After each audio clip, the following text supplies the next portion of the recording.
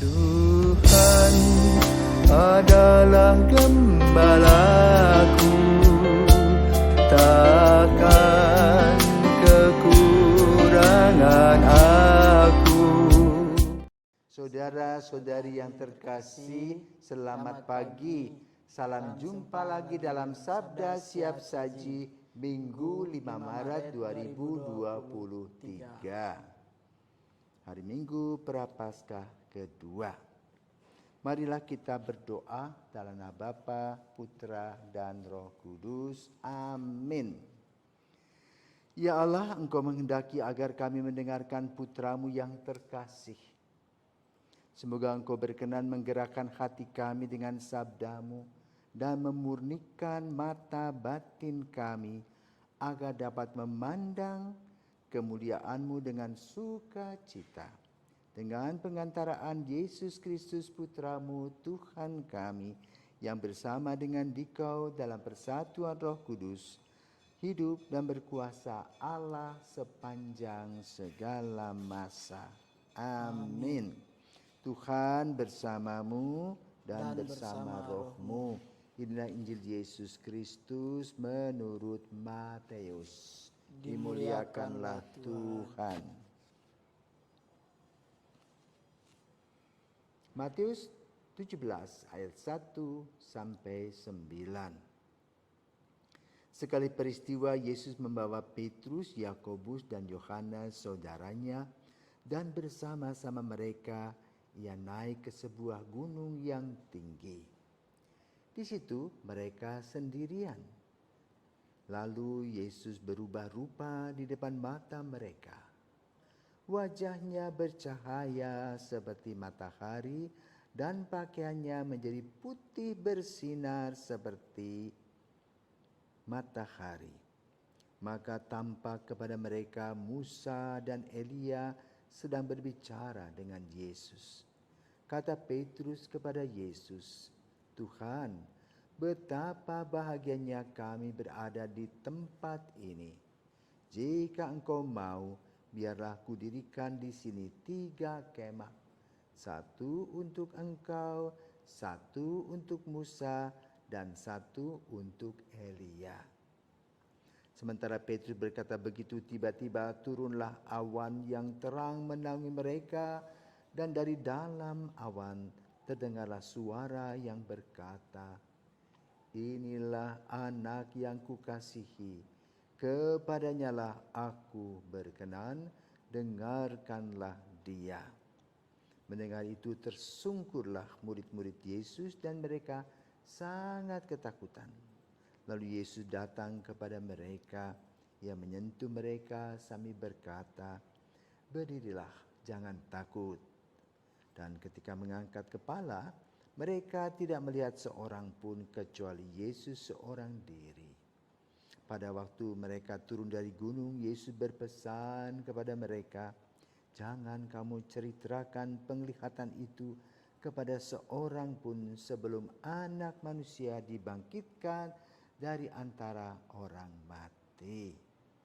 Demikianlah sabda Tuhan, terpujilah Kristus. Nah Romo, Injil pada hari ini menceritakan Yesus yang mengajak ketiga muridnya. Kira-kira saya bisa ikut nggak Romo? Kok saya nggak diajak Tuhan naik ke gunung? Baik, pertanyaan yang unik. Ya, nah Pedro, namamu kan seperti Petrus tadi. Ya. Jadi kamu diajak sebetulnya.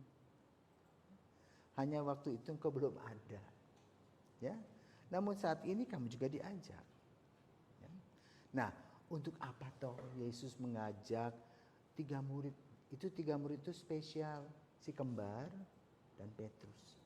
Yohanes dan Yakobus anak Zebedius itu si kembar. Ya. Dan biasanya mereka itu kritis. Ya. Banyak maunya mereka si kembar itu. Nah, Petrus ikut bersama Yesus ke gunung yang tinggi yang saat ini disinyalir di Gunung Tabor. Jadi mereka, khususnya Yesus, akan menyendiri. Yang saat ini kita kenal sebagai retret. Melihat kembali langkah-langkah yang telah kita lewati, hidup kita, hidup iman kita, hidup rohani kita, rencana-rencana kita ke depan. Di sana Yesus berdoa. Tentu 3 murid itu juga ikut berdoa. Tapi mereka itu kan lebih gampang tidur. Enak di gunung itu, angin semilir ya. Udaranya bagus dan segar. Tentu mereka juga sudah membawa makanan, mereka makan-makan, piknik. Ya. Tapi lalu mereka melihat sesuatu yang aneh, artinya yang tidak biasa. Di sana Yesus dikerubuti oleh awan. Maka Petruslah rupanya yang aktif, yang berpartisipasi dalam keadaan kehadiran Yesus itu. Yang dua tidak melihat. Makanya yang dua itu tidak mengatakan apa-apa. Lalu apa yang dikatakan oleh Petrus? Baiklah, kita dirikan 3 kemah. Satu untuk Yesus, satu untuk Elia, satu untuk Musa. Kamu tambah lagi, kamu juga mau? Mau ya? Karena pikir itu rekreasi dan piknik. Seperti kalau kita pergi ke Bedugul. Ya, senang-senang di sana. Tetapi Yesus tidak menjawab. Lalu Petrus mempunyai pengalaman, Yesus dikerubungi oleh awan dan mengatakan, dan suara terdengar, inilah anakku yang kukasihi, dengarkanlah dia. Ya. Jadi ada beberapa hal yang perlu kita renungkan. Pertama, apa yang dialami oleh Petrus? Tentu Petrus mengalami situasi retret itu dalam doa yang disebut dengan meditasi dan sampai pada kontemplasi. Ya. Meditasi masih sadar, kontemplasi mulai alam kurang sadar, tetapi rohani itulah yang bergerak. Maka secara pribadi Petrus melihat kehadiran Yesus yang amat sangat mulia. Dan tentu ada kerinduan supaya dia tetap mengalami situasi yang enak itu. Manusiawi. Dan Petrus karena rasa dekat dengan Yesus, maka dia katakan. Ya. Sama seperti kalau kita berdoa, kalau kita dekat dengan Yesus, kita harus berkata apa yang kita mau. Apakah kita mengalami kesulitan? Apakah kita disakiti hati orang? Apakah kita cemas? Apakah kita berharap? Ya. Itu harus diungkapkan di dalam doa-doa kita. Maka kemudian kalimat yang dikatakan dengarkanlah dia. Dengarkan. Setelah kita mempersembahkan hidup kita, dengarkan apa yang harus kita lakukan. Itulah meditasi dan kontemplasi. Pengalaman Petrus bersama Yohanes dan Yakobus mengajak kita melihat bahwa Yesus bukan orang sembarangan. Dia bisa berubah wajah. Dan nanti dibuktikan setelah dia wafat. Waktu mereka mengalami itu, mereka bertanya-tanya saja. Apakah mimpi, apa benar ya dia melihat bahwa Yesus itu bersinar. Ya, digambarkan dalam versi Injil yang lain. Seperti tidak ada baju yang seperti itu yang mengkilap seperti itu. Jadi itulah situasi Yesus sebenarnya sebagai putra Allah. Jadi Petrus boleh katakan mendapatkan pengalaman ilahi itu. Dan kita pun juga, kamu juga punya pengalaman secara sederhana. Bagaimana Yesus menyapa kamu. Tidak langsung, Pedro, masuk seminaria. Tidak. Tapi kamu rasa mau setelah lulus SD mau kemana? Mau ke seminari. Jadi boleh katakan kau mendengarkan suara hatimu. Suara hati itu juga berkaitan dengan suara hati Yesus yang mengundang dan mengajak kamu. Maka pada hari ini, hari Minggu di mana kita mengalami transfigurasi Yesus, kita bersyukur kepada Tuhan. Karena apa? Tuhan Yesus menunjukkan pribadinya. Ya, kehadirannya dalam kehidupan kita sehari-hari.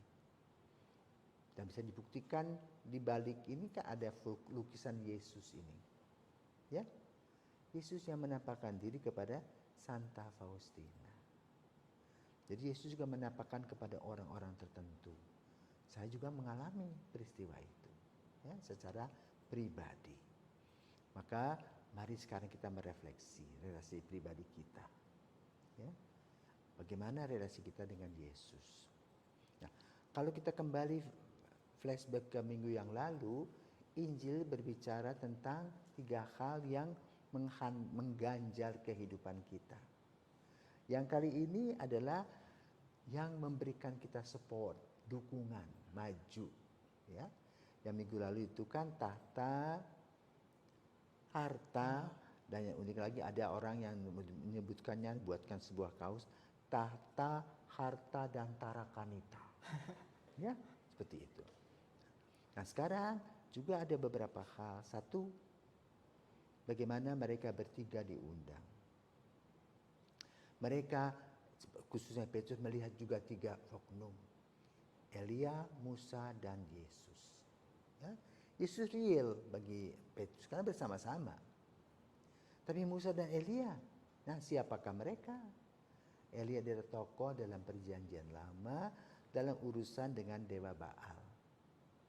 Maka dikenal oleh umat Israel sebagai nabi yang dihargai dan dihormati. Yang kedua, Musa mempunyai peran yang amat sangat luar biasa. Tanpa Musa mereka nggak tahu bagaimana. Musa bisa membawa umat Israel keluar dari Mesir dan selesailah masa perbudakan.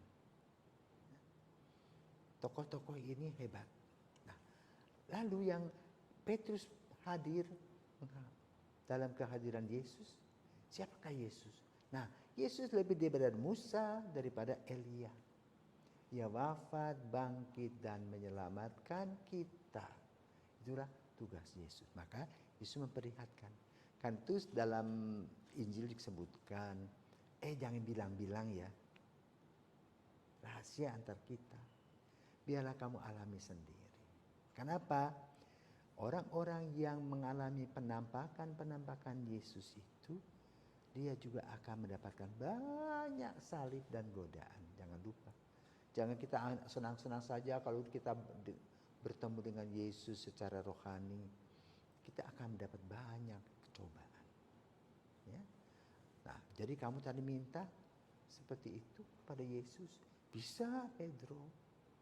Tapi ingat, ketika engkau berjumpa dengan Yesus, cobaan datang silih berganti. Ya, tapi nggak usah takut karena Yesus selalu memberikan kepada kita jalan keluar yang terindah. Semoga pengalaman Petrus dan kawan-kawan di Gunung Tabor dalam urusan dengan transfigurasi Yesus juga kita alami dalam kehidupan kita sehingga kita maju dan berjuang di mana Yesus selalu memberikan kepada kita dukungannya dan semangatnya. Tuhan memberkati.